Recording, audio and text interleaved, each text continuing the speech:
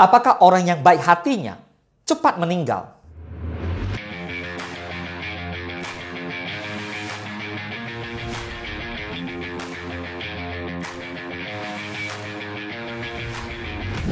Ya, pertanyaan ini seringkali diajukan oleh orang-orang yang ada di sekitar kita. Ada yang sampai lewat, ada yang sampai ngobrol dengan sangat serius, bahkan ada yang sampai menjadi sebuah pergumulan. Jawaban yang sering muncul adalah karena orang baik itu disayang Tuhan, katanya. Saudara, kalau kita berbicara bahwa orang yang baik hatinya cepat meninggal atau cepat mati, kita sedang mengkontraskan antara kata baik dan kata mati. Apakah implikasinya? Begini, jika kita katakan orang yang baik hatinya cepat mati, itu artinya kita melihat bahwa kematian adalah sesuatu yang seharusnya tidak diterima oleh orang yang baik hati. Dengan demikian, kita menyatakan bahwa kematian adalah hal yang buruk atau sesuatu yang tidak begitu baik. Benarkah demikian? Pertanyaannya, mengapa manusia begitu takut akan kematian? Ada beberapa penyebab. Yang pertama, karena banyak orang tidak tahu pasti apa yang akan terjadi saat kita mati nantinya. Dan manusia pada dasarnya membenci yang namanya ketidakpastian.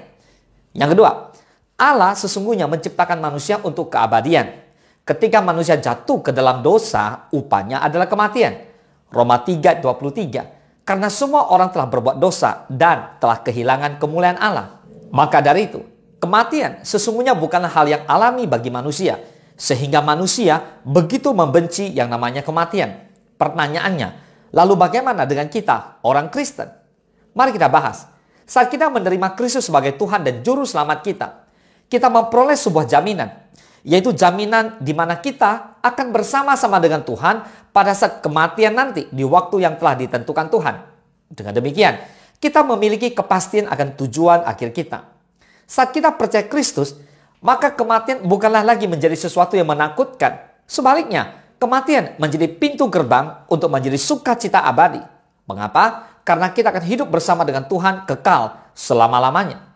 Dari sudut pandang tersebut, orang Kristen seharusnya melihat kematian bukan sebagai sesuatu yang buruk atau menakutkan.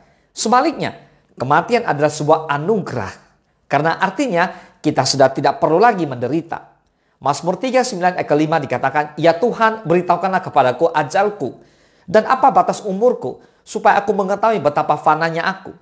Sungguh, hanya beberapa telempap saja kau tentukan umurku. Bagimu, hidupku seperti sesuatu yang hampa. Ya, setiap manusia hanyalah kesia-siaan." Salah.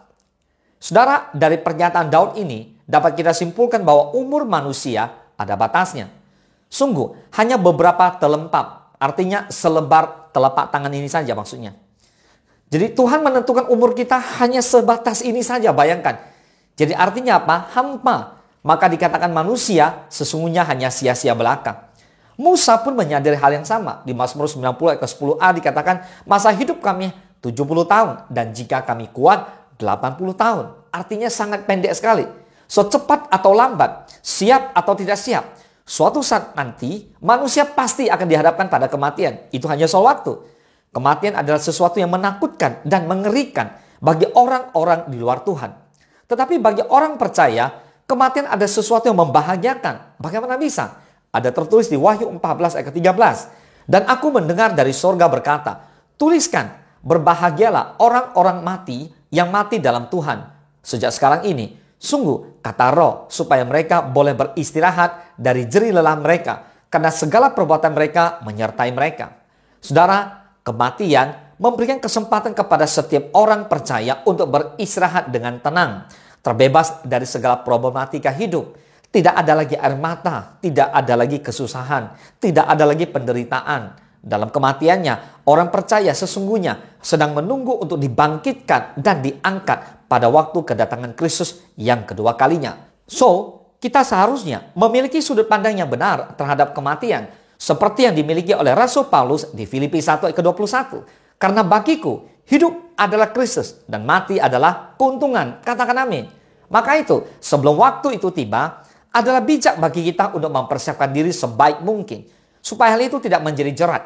Pengkhotbah 9 ke-12 berkata, "Karena manusia tidak mengetahui waktunya, seperti ikan yang tertangkap dalam jala yang mencelakakan, Dan seperti burung yang tertangkap dalam jerat, begitulah anak-anak manusia terjerat pada waktu yang malam.